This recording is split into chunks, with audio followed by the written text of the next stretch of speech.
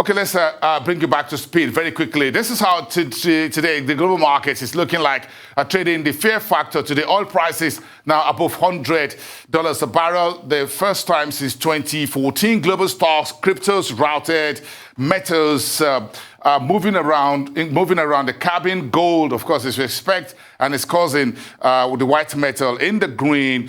CBOE VIX index was printing 12.99% just a couple of hours ago, early evening in Lagos time. Now it's just about a single digit, about 9, but still at 35. The Indian VIX index was much worse today, about 30% in the negative territory. The market was red hot as investors' fear begin to play out. Dollar index, 1.33%. The dollar index is not softening anytime yet, 97.47, pushing most of its peers into the negative territory. We also saw today the yield on a lot of treasuries for the US, Germany, France, and others also in the on the uptick. What else is making the headlines today? The GSE, the South Africa's stock market, fell 2% today. The rand went down about 1.5 across the rest of the emerging markets, currencies, as well as the ruble in Russia. OPEC plus Russia is matched the second next. We keep an eye on that. US Fed rate decision also in investors' mind, while crisis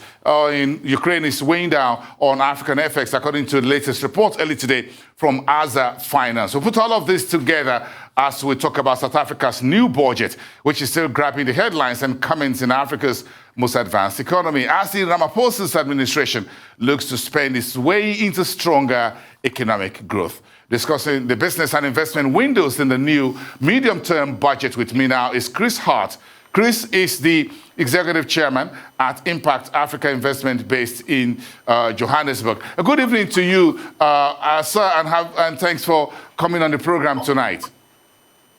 No, good evening. Thank you very much. Great to have you. Thank you so much. I'm sure you're looking at the global markets and watching television for the Ukraine-Russia crisis. But this is an issue to deal with in South Africa. How is the Wednesday budget presentation being assessed by the business community in South Africa, Chris?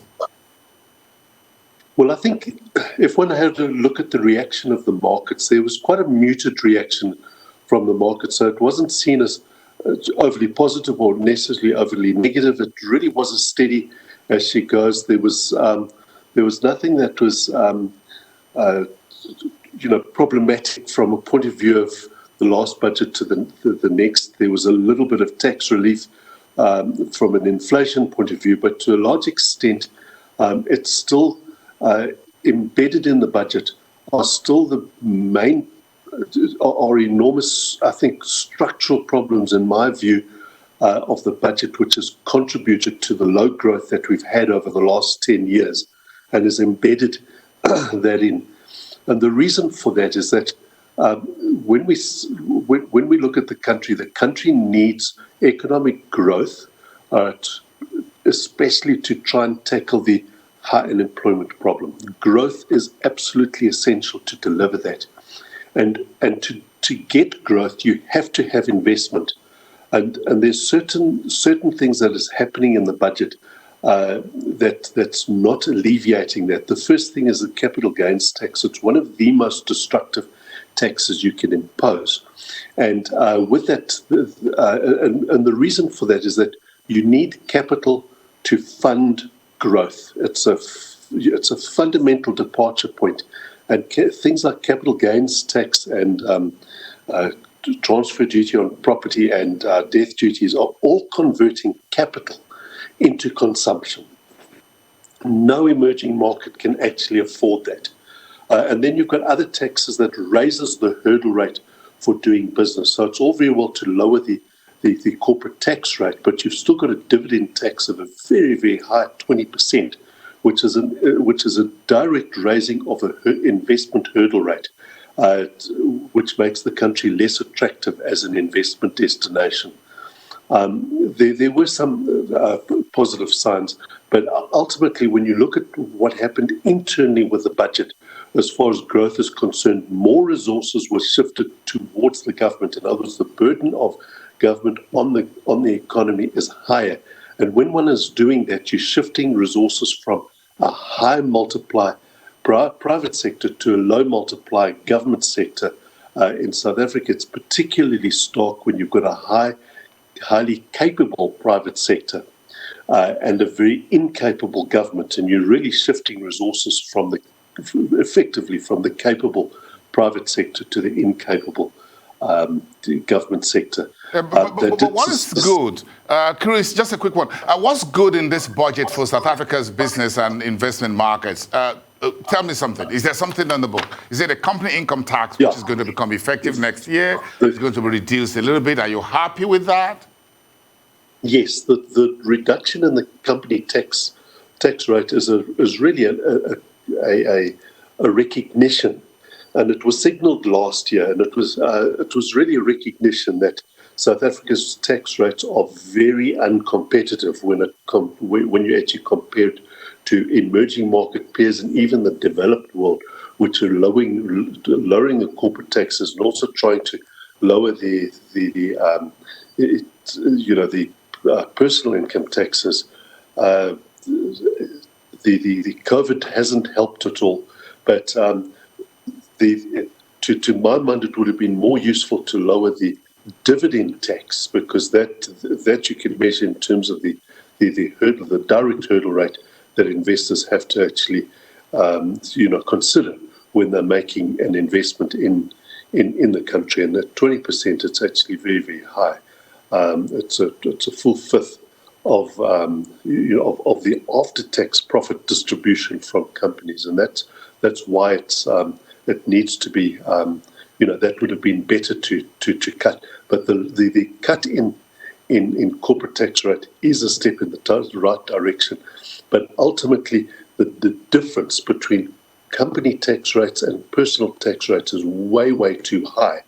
And they also need to look at cutting personal tax rates because there's too much scope for arbitrage between the two tax systems, which is also not particularly healthy, from a point of view of behavior, with driving behavior within an economy. Ultimately, people do need to benefit from the economy.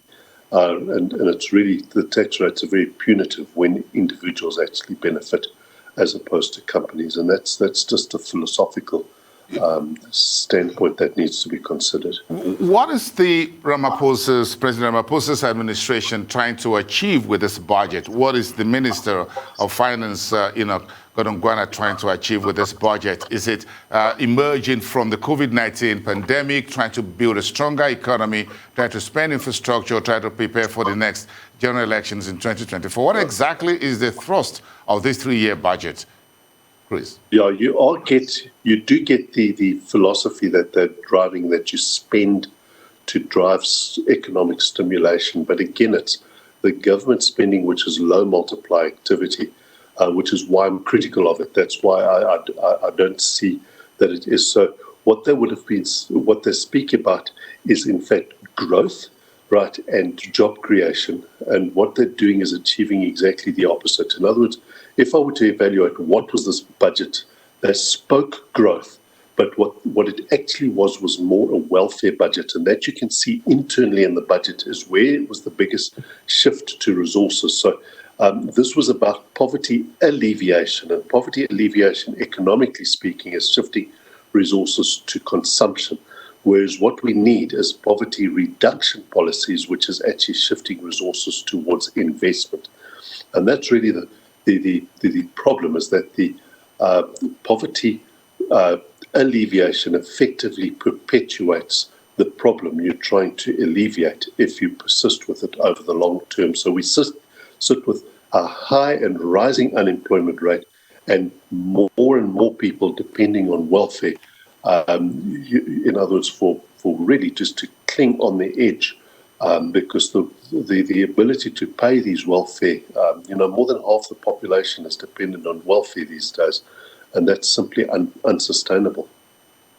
So overall, give me in 30 seconds, overall, is this a good budget or not so good? How would you rate it, Chris? Against the context of what we've seen in the past several years, I would rate it pretty much a mediocre budget. All right, thank you so much, Chris Hart of Impact Africa Investment in Johannesburg. Thank you for your time.